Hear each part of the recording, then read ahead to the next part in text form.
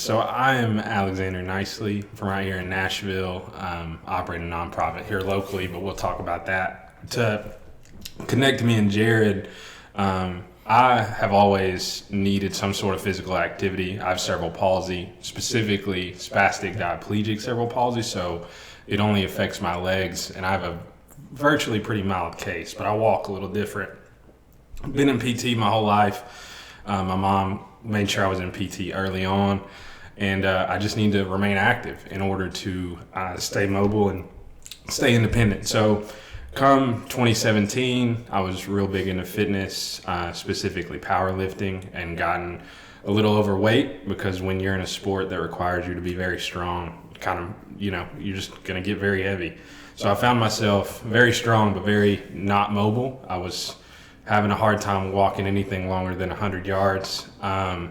I saw Bobby Bones post something with Jarrod. I think it was his first post.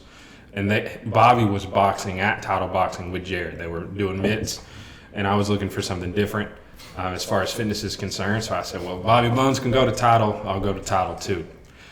So called down to Title, talked to Jesse. He said, be here 5:30 tomorrow morning. Jarrod showed up, and I think that's when we kind of just immediately connected. He showed up 5:30. I thought we were going to train. I was in my training clothes, and he wanted to sit down and talk.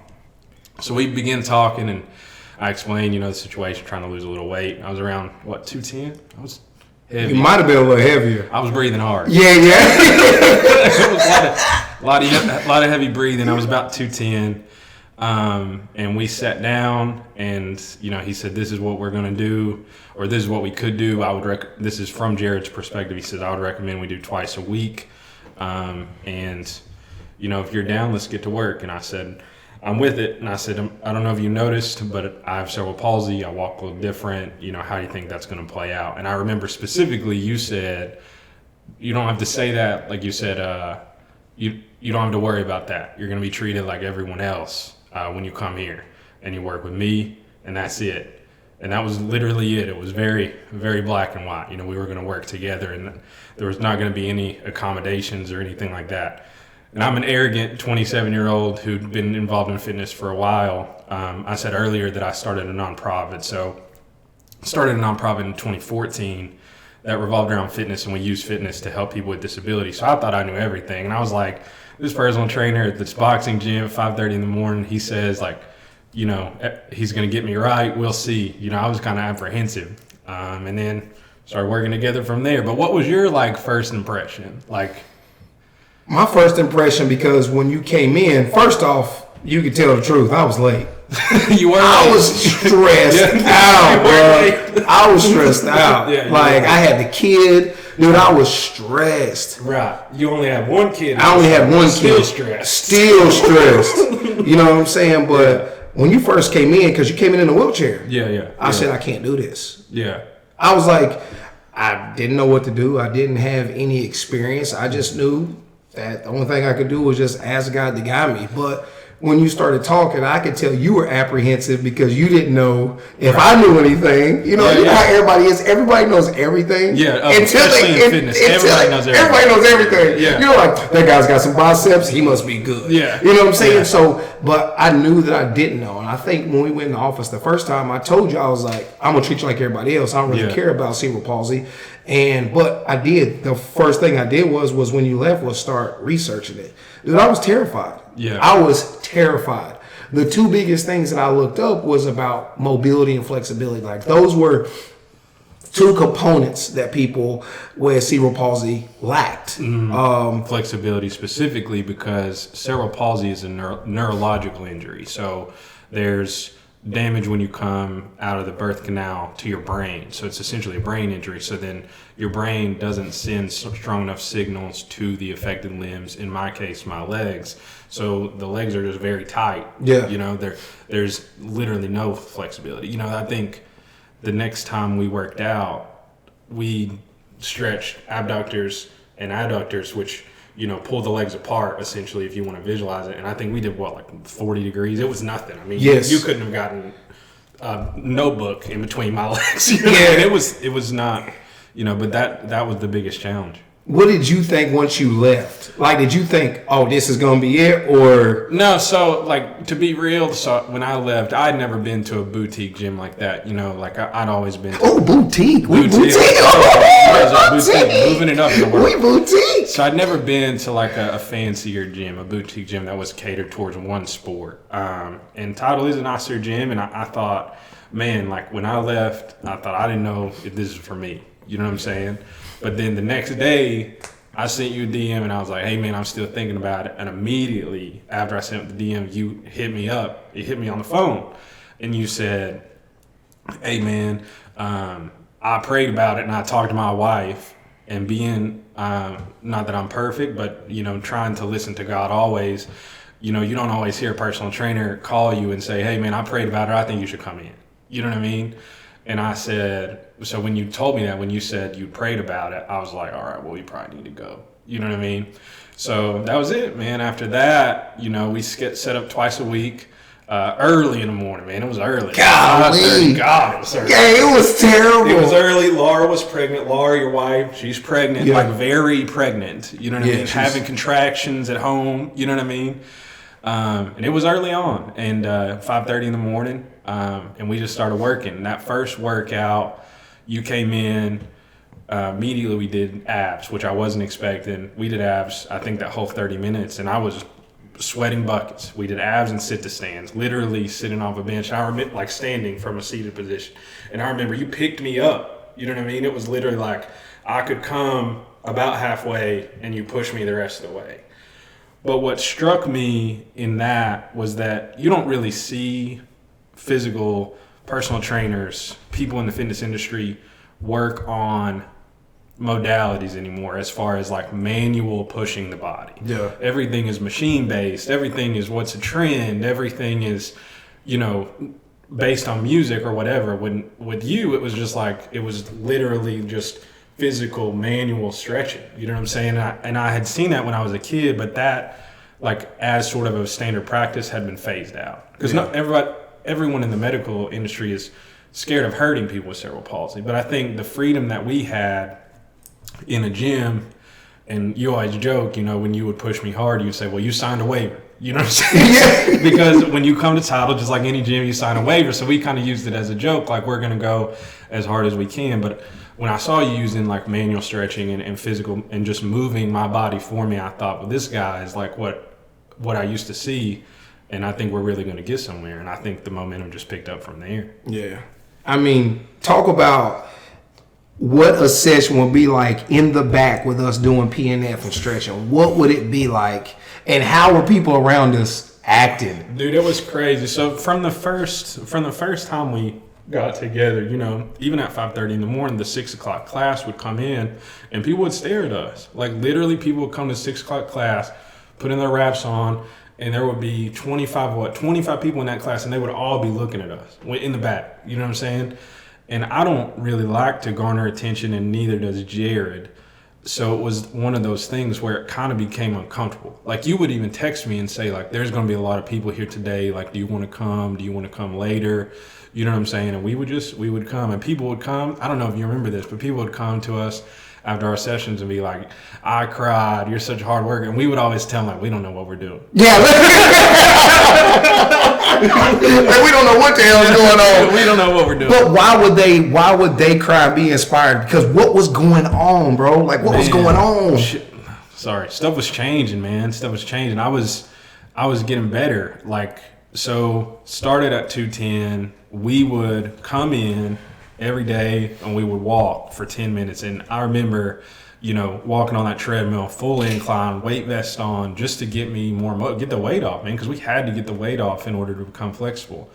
We would walk, we would do maybe 2 or 3 physical movements, and then we would stretch. And that's a lot of what we did. And it was old school stretching. I mean, it was hold one leg down, stretch the other. Jarrod, you know, we joke because he would lay on top of me, you know, full body, man on top of man, in the middle of an open gym. You know what I'm saying? You know, and he would stretch me, and he would stretch me till I cried. You know what I mean? Like, until I would literally scream. Like, we would tell Tyler, turn the music up. You know what I mean? Because it's about to get loud. You know what I mean? and you would stretch me, man. And I think honestly, dude, I think you were one of the only, because you're extremely flexible.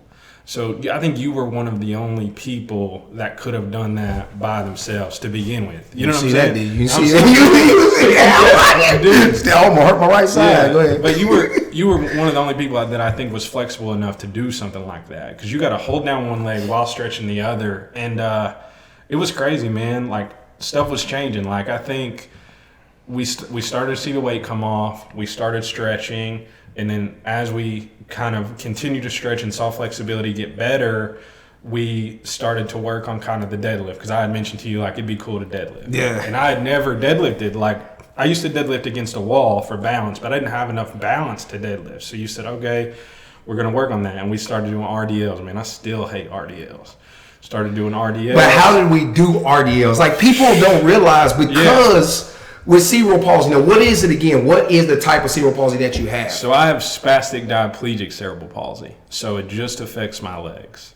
So like, my balance is not great. My flexibility is not great. My gait is modified. The way I walk looks different from the average person. So you have to take all that into account when you work out with me. And so we would do RDLs, you know, like anyone would, except we would put just a weight, just a bar in front of the rack, and I would lean over the rack with a kettlebell, and I would, you know, do the RDL that way. And then as we became more advanced and we got into things like squatting and things like that, we would take a band and put it over the rack so that I could, like, squat backward into the band, so it would push me forward so I wouldn't lose my balance. And it's that kind of ingenuity. Like, I remember showing those videos to people, man, and they'd be like, dude, this guy's crazy. They're talking about you. They'd be like, I don't even know how he thinks about that. You know what I mean? Like, the day that you came in and your knees were like, your knees, when you were standing up, they were just almost touching. Almost touching. And I said, God, how am I going to do this? I was like, he's top heavy. I mean, you bench pressed what? So coming in, I bench pressed 335, but then after working with you, we bench pressed 385 at 198. At 198. And people don't realize, in powerlifting, your feet have to make contact to the floor. If Correct. not, for your bench press to count in these competitions, what they have to do? They have to just strap my legs in. So literally, like, I would bench press and my legs would just be straight out. So, bro, think about it. Like, it was literally like weight belts. I saw the video. I was like, this guy's crazy. Yeah. So when I kind of thought about that and kind of trying to incorporate it into your squat, because I was like, okay, yeah, as long as that adductors are weak, his glutes are weak, his core is weak, but I still have to be able to help him be able to get into a full squat into 90 degrees. Because I couldn't even lean over in the deadlift position. Like, I could grab the bar when we first started, but I could not get my butt down. Oh, I know. Far enough to get locked in. I used to get pissed off because I knew physiologically you couldn't do it, but I was like, man, we got to figure this out. Yeah. So then one day I was literally just in there right before you got in. I was writing down stuff that we wanted to do, because I always have my plan prepared for the week. But then once we come in, just depending on the athlete, I'll adjust. Like, you know what I'm saying? Like, I'm like, all right. So one day you came in, I remember you were kind of in and out of it. Like, something was going on. Yeah. And it was probably a girl situation. And we'll talk about that in a second. Because we all have that. But, and I was like, dang, like, I need to figure out how to get his knees to varsis, how we can get these things to drive out, right? So you can actually activate your glutes. And so I strapped bands around your knees. Took the kettlebells, took them out wide. And dude, that session, you screamed. Yeah, for sure. Dude. That's when Jennifer, the lady, came. She was crying. Yeah, she was crying. That's from that session on, I started bringing a towel and make you put it over your face. Towel over there, because you didn't like to see me cry. But like, I remember when you would say, "Man, put the towel over your head," we would do it. I mean, we just did it. And I asked you one day. I said, "What do you do when I'm screaming like that?" He said, "I'm praying for you." Because it wasn't a choice of, we weren't letting off. You know what I'm saying? Like, when we started stretching, every single millimeter that we could go out was making a difference. Absolutely. So it wasn't like there was no, and we were seeing that difference week to week. You know what I'm saying? And everybody was seeing it. Kids at school were seeing it. My mother, who's known me my whole life, was saying, like, dang, this Jarrod guy knows what he's doing. You know what I mean? Was seeing it. So it's like there was no giving up. Like, there was no turn down. You know what I'm saying? There was no turn down. So Yeah, that was crazy. I think, like, I don't know, man. You're one of those guys, like, people meet you and they think you, like, know all these things about fitness, and I think it's because of all the research you do. I think people don't, like, take that into account. You know what I mean? Like, all the research that goes into it. Well, that's where I'm at right now in my life. It's kind of crazy you said that. Dude, with degrees and certs and all those things, I realized I used to always tell you, like, Jarrod, why don't you, like, let people know? And I was like, because people don't care. Yeah. Like, this guy can lift heavy, or he's got good physique, so he's got to know. I just was around a lot of people, and I saw some great coaches, I saw some good coaches, and I saw some piss poor coaches. Sure. That I worked under, and I was like, never. Yeah. And I felt a lot. Yeah. Like, you know what I'm saying, dude? I've been fired more than I've been hired. Right.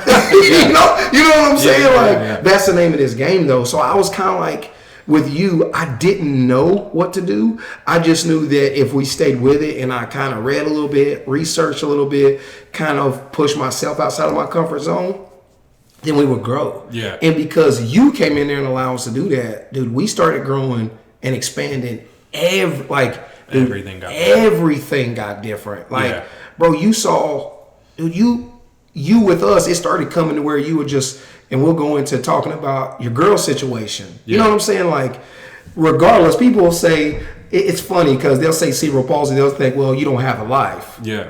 Facts, man. You was juggling them. So we'll jump into that. So I was 27 and I was kind of a late bloomer. I just didn't really have the confidence to get into girls early on. So about 26, I started noticing girls noticing me, and I was running through them. I was not being a gentleman by any sense of the word. And as we got to know each other, because you may want to speak to this, when we first came, like, speaking is not something I do naturally. So literally, like, he would tell me to do something, I would just do it. Like, verbally, I would not respond. Yeah. You know what I'm saying? And as I got to know you and we started praying after every session, we kind of became better friends. So as this happened, I'm dealing with all these girls and not treating girls well, and I'm not proud of that. And I told Jarrod, I'm not doing well. And you looked straight at me and you said, that's because you're being a douchebag. And I was like, what do you mean? And you said, look, man, I see you around here. Like, girls, are at ease when they talk to you because you have a disability. You're very approachable. You're very, you communicate effectively, but you use that to your advantage. You don't use that as like an actual, like, benefit of your personality. You bring them in, and if you don't get what you want, you push them out. You know what I mean? And you had shared some things with me, like, look, man, I've been down this road before. You know what I mean? Like, I've been where you are. You don't want to keep doing this. And, we had a lot of conversations about that during stretching a lot of times, or, before we would pray, you would say, how you doing with the girls, things like that. And fast forward, man, I wisened up. After falling on my face more times than don't fast forward, because you would always come in. You'd be like you'll come in. I'll be like, dude, how you doing? You'd be like, oh, everything's great. Because there was this one girl that you just knew, man. But every time I messed up again, Jarrod. Yeah. I messed up again, and I tell you, like, I'm not perfect, so I used it's like kryptonite, right? Like, every Superman has something that can kill him. And women was my kryptonite, like, so it was obvious, right? Yeah. I was a smaller guy, I was a late bloomer, you know what I'm saying? And I used my, like, talking to try to get ahead. So very similar to me. I had a lot more women as friends than I did guys, regardless. Because in the back pocket, it was in case I wanted to do something, right? Laura acts up, I can always do this. Yeah, I can always jump on my phone. And that's where I could tell that's where you were. Yeah. So during our training, it turned more into like a brotherhood. So like we started being like honest with each other. Yeah. So one day, Alexander's calling me and he's like, Jarrod, I want to come by and I want to pray with you. Now, I don't know if it had to do with school or your mom. I think it was a little bit of both. It was because your mom was going through, she had an illness. Yeah, my mom has polycystic kidney disease. So she is, she gets flare-ups, and those flare-ups are scary because she has to go to the hospital and they have to, it's a chronic illness. It has its scary moments. So my mom's going through it. I'm going through it with girls. I'm trying to get through school. So I called Jarrod, and we weren't even training this day. I said, I'm coming by because you lived close at that time. So I swung through, and I come to the door, and you had texted me, just come in, the door's unlocked. So I'm like about to open the door, and I hear you like, and I'm like, man, this house is not this big. Like, why is he galloping down the steps like a Clydesdale? You know what I mean? So, and as soon as I come to open the door, you grab the other side and you say, I need your help more than you needed me.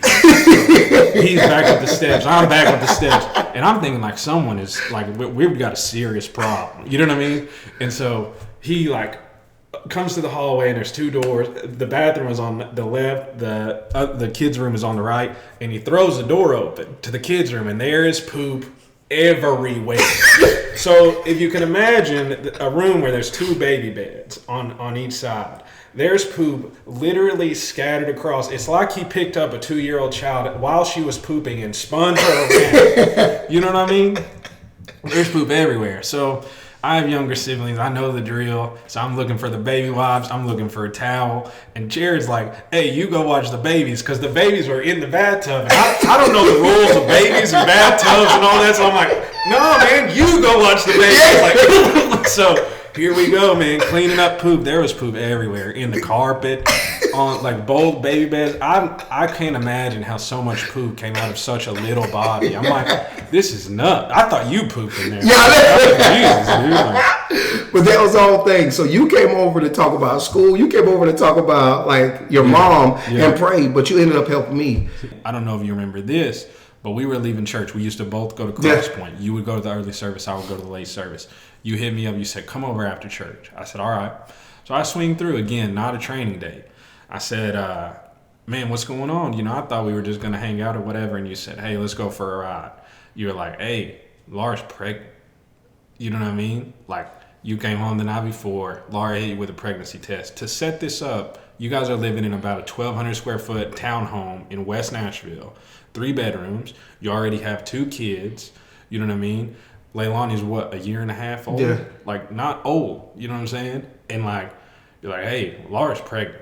And we went for a drive, man. You had all the worries that a father would have. Even, you know, I'm not a father, but I thought, man, this dude's like a seasoned father. He's done this before. You know what I mean? Like, why is he so scared? And you're like, man, this is scary, you know. But fast forward now, like, Austin's big. You know, you guys have done a great job with him. You know what I mean? But that just speaks to like how training can grow a friend. Yeah, man. Like, it's crazy the way God uses a vehicle such as fitness to kind of piece together your whole life. You know what I mean? And I hated it.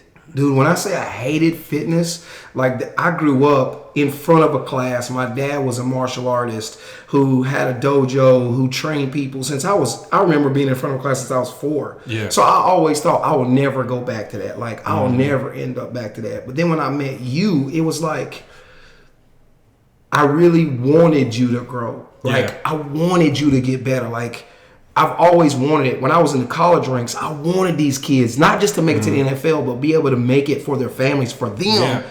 But then I got to a point to where I started training people for monetary purposes because people became units, bro. Yeah. So like, what's the return? What's the return? For you? And I realized once I got to that certain point, that's why I didn't like it, because you get to a certain point to where you know how much you can make, and you know how much this person values your time. Yeah. And then people started buying my time, and they thought they owned me. So I was always fighting. Like I never do. You know, you remember sometimes you call me and say, Jarrod, I don't got it this week. I don't got it this month. I'll be like, bro, just show up. Dude, let me speak to that. So there were several times where I don't know, man. I think when I started to tell you about the nonprofit work, you kind of listened to that and you would tell other people. And I don't know what happened, man, but you just never asked me for my card again. You know what I'm saying? Like for the first several months or even a year, because we trained together consistently for about 2 years. I think for the first year it was like, hey, man, don't forget when you leave, pay. You know what I'm saying? No big deal. Pay. It was never a problem. God blessed us. We could do it. We did it. And then all of a sudden it was just like, hey, man, don't worry about it. You know what I'm saying? Or the code word was, I didn't write this session in the book. You know what I mean?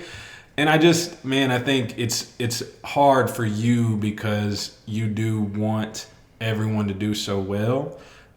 So you expect everybody to value the session as much as you value it. But you do, man. You got to make a living. You know what I mean? That's been the hardest part about this whole thing, and we're going to get to Lift with Purpose. But I think that's the whole thing, is really understanding and being fully you. Like, fully me is not Jarrod the trainer. It's Jarrod. I am the onion, right? I'm the Shrek. Dude. I'm the Shrek mantra. People don't know how often and how behind the scenes, right? The things that we do. And I think that's why this first episode of Being Fully You is this. We went from being embarrassed. I went from not wanting to talk about degrees. I went from wanting to hide your face. I went from us being in the backgrounds and people not being able to see that to realizing now, like, this is who God made us, bro. Yeah. Like, this is who we are. Yeah. So I started compromising who I was so I could get an extra slot. So then because of that, I needed you around me. Like, I never told you. That's why I stopped charging you. I needed you in my life. I appreciate that. Like, I did. But I needed you equally. You know what I'm saying? I think, in fitness and in life, you look for people who have tangible faith. Faith you can feel and that you can touch. And, like, because you were so honest with me and you were fully you with me. I don't know if you were fully you with everyone else. Yeah. Because there were several times you would cry in the back of the gym. I would cry. We had some real talks.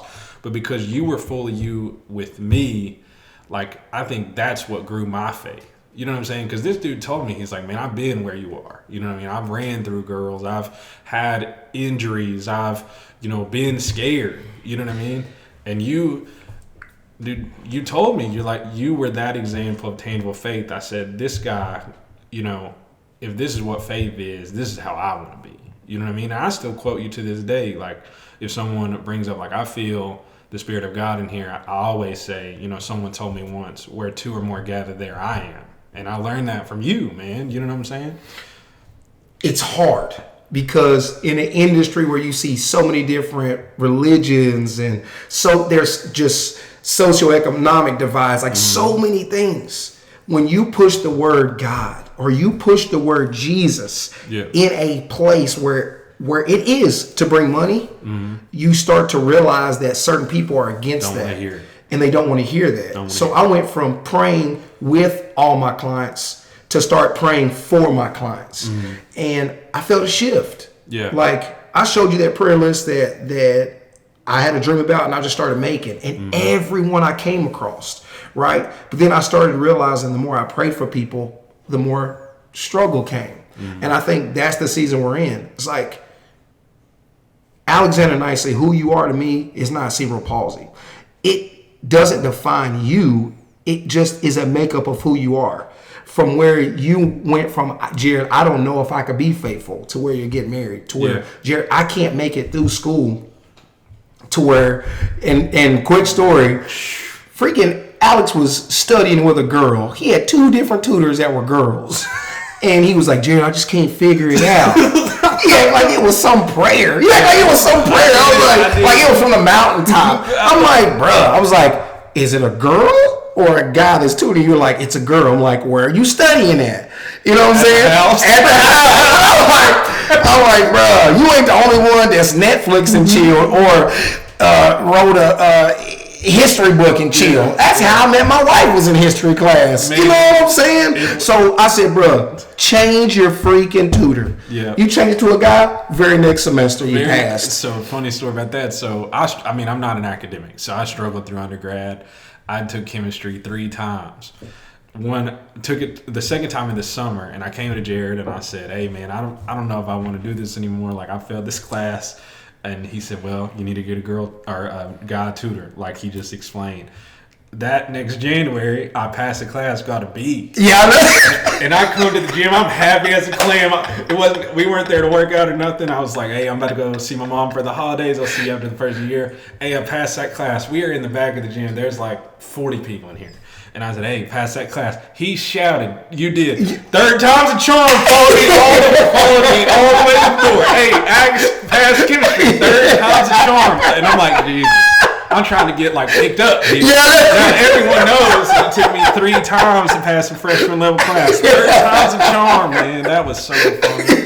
Hey, Dude, but then the trips where you would just come in and just pull up on me just to come say hey. Yeah. Or when you called me, I remember you called me a couple weeks before you met your current fiance. Yeah. You said, Jarrod, we went to the zoo and I walked everywhere. Yeah. You said, Jarrod, before I could only walk up to 100 yards without some assistance, whether it be my wheelchair or a walker or something. Yeah. And you said, Jarrod, I'm walking all over campus. Yeah. Those were the things that inspired me. Yeah. And I think that's when you start to really realize like who you are, that cerebral palsy or me, the things that didn't define who we were. Like, because before I think that did define us. Like you were like, Jarrod, I can't do this. Yeah. I was like, no, you're going to do this. To me, that's what faith is. Yeah. I told you before, you said, Jarrod, who do you think God is? I said, dude, I don't know who God is. But I said, I know that if you don't have struggles with God, then you're not a believer. Yeah. Like, so many people told us, like, I used to be in church, bro, and I'm going to take you there for a second. Everybody be like, God is so good. I'm like, well, the stuff's happening in my house? Like, you know what I'm saying? My wallet's empty. Like, what you talking about? God is good. Yeah. Like, I seen you, God is good, partying. Right. You know what I'm saying? The same clothes I saw you at the club last night. You licking your stamp on before you come into church. So I'm like, God is good. You're tripping. Yeah. So I was struggling with God, too. But you helped my faith because I really leaned in on you. Yeah. Like, I think that's what it is being full of you. Is like, being full of you is also serving other people because that's what we're called to do. And I think I started looking at it as a service, right? And not serving people. And I think this first episode, what we're doing is just to remind us, like, no matter your struggles or your hardships, being full of you and owning it is who we are, right? Like, it's easy to put a good post. It's easy to do that, but people got to really understand, like, Live with Purpose is started how? How did it start? So I started a nonprofit, just me. Like, it was just me. You know, my mom, like I said, kept me in PT my whole life. At one point, you know, and we flew all over the world to get the best PT. And that sounds fancy, but it was really because of the community that we lived in would constantly have fundraisers for my family to get me to PT. You know, we were middle-class folks. We had all the things everyone else had, but this worldwide travels, I mean, it was expensive. So when I got into fitness and wanted to help people, we started just hosting little events at Gold's Gym. We'd have like a deadlift competition or a bench press competition, and we would charge an entry fee, and we would take those entry fees and give them to a child who needed physical therapy, essentially someone who was in the same position that I was at that time earlier in my life. So that's just how it started. And then, you know, we got to a point where we didn't want the impact that we had or that God allowed us to have, because it's not really me. I just think it's what I was called to do. So I didn't want the impact that God allowed us to have to be based on the number of entry fees, right? So I wanted to help people a different way. And it was about at that transition where I met Jarrod. So as far as the nonprofit was concerned, I was interested in mobility and helping people become more mobile. So we started to build wheelchairs. In my garage, I would just refurbish wheelchairs and then I would fix them, paint them, and then give them away to other people in need, people who didn't have insurance, didn't have the money, things like that. And I was doing that when we met. Yeah. You know what I mean? So I was kind of doing that in the background. I was not being completely me because, as Jarrod said, I wasn't sharing that with anybody. You know what I'm saying? I wouldn't tell anybody. Like, I would find who I needed to help them and move on. And I remember specifically, I came to work out one day. We were working, and you said, "Hey, I thought you were going to drop off those 2 wheelchairs. I thought you were going to be gone for 2 days," because I had to do one in Knoxville and one in Kentucky. And I said, "Yeah, man, I just ran up there, dropped them off, and now I'm back." And you said, "So you just go in people's house, drop it off, don't say hello or nothing." And I was like, "Yeah, man, you know me. I don't really talk too much. I just make sure they got what they need, make sure it fits them well, and I bounce." And he was like, "You know, that's not what God called you to do." And you said, "Man, the reason you're there is to drop off a wheelchair, but it's a vehicle to share your story and to be completely you, man. You're there to open up and to make people feel comfortable, you know, and that's your opportunity." And I'll openly admit I'm not great at that now, but I'm getting better. And it's all about being completely you and realizing that, just like we've talked about this whole time, that every facet of what you do, whether it's personal training, building wheelchairs, teacher, that's just one aspect of your life. And the whole thing is what people want. You know, I don't want Jarrod the trainer. This conversation is not based on the fact that you're our personal trainer. It's based on the fact that we got to know each other on a full level. Yes. You know what I'm saying? And when people get to know people on a full level, and that only breeds more sharing. I think we wouldn't have been friends this long, because that was 2017. This is 2022. So what is that, like 7 years? I'm horrible at math. Anyway, it's a long time. But friendships don't grow that way unless you're completely yourself. So that's what you were telling me back then, is like, look, man, you gotta share your story. This is what God has called you to do. You know what I mean? And that's what we're doing today. Like, people gotta see where we come from. I was preaching to you about telling your story. People gotta know our story. That's the like truth, people man. gotta know. People gotta know that you've evolved to Lift with Purpose does what? So now we got out of the mobility device kind of idea because we wanted to help people in a bigger way. So the best way to help people is to partner with businesses. It's no secret, businesses need tax write-offs. We are a tax deductible organization. So now we approach businesses and say, hey, this is the person we need to help. This is what they need. Are you interested in basically donating money as a form of a tax write-off? And that's worked well for us. I still struggle to share my story, but I'm getting better at it. And as I share and be completely myself, the donations come in. You know, we received a donation from Toyota last year. We're able to send a girl the title, Chelsea, super cool girl. Yeah. Recently, we've been able to purchase a wheelchair for a girl out in Washington, and that was really awesome. Thanks to another donation from a production company here in Nashville, Tennessee, Event Designs. So that's what we're doing, man. We're currently working with Music City Karting out off Davidson Street to get a adapted vehicle, because we think people in Nashville with disabilities should be included in every activity. So we're looking for a business to partner there. Almost have that figured out, and then we're going to go from there. There's a gentleman in Ashland City who unfortunately lost all his limbs, and they need some help. So we're trying to put together a big cycling event for that. So what is the name of your 501c3? So the 501c3 is Lift with Purpose. Now, how can we make donations and find companies to sponsor you? Anyway, if you know a company that's looking for a tax write-off, you can hit me up on Instagram. We have Venmo, Lift with Purpose, the website, liftwithpurpose.com. If you need help, if you need help, we can't always provide immediate help, but you're more than welcome to go to the website and apply. There's an application. You have to provide proof of a diagnosis. We want to keep it completely legit, but we're definitely interested in people that need help as well. So if you want to help, you can donate online through the website, Venmo, Instagram. If you need help, you can apply on the website. Dude, I just want to take time. I know we went a little deeper. I just want to say, dude, I'm freaking proud of you. I appreciate it, man. I still fall daily, but I'm here. Yeah. Dude, I'm proud of you. Dude, you're getting married in October. Crazy. Best month of the year because it's my birthday. Your invitation. I always you forgot my invitation. This man sent it to my old house. But it's all good. They're probably coming. I freaking love you, dog. I love you, man. I freaking love you, man, for real. This was a lot of fun. So hopefully we can do this again. And I see your hairline is still receding. Yeah, you a hater. That's why you got your hair on. See, look at you. You know what I told you to look like. I'm gonna send Megan a picture of when the first workout we did. We both had a lot more hair. Your hairline was down here. Yeah, come on now. Don't do me like that. You know what I say you look like with the hat on. Rough, man. Yeah, you know what? Man, I love you.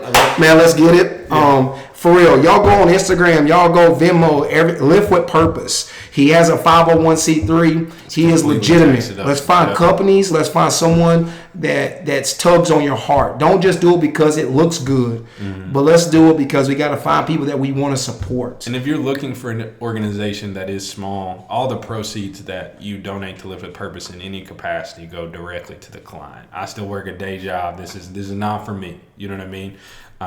And so if you want something where you want to see direct impact, I can show you exactly where your dollars go, every single one. So a lot of organizations don't have that benefit. And I think the reason that we've stayed small is because my mom walked beside me when I needed help, and I enjoy walking right beside every client that I can.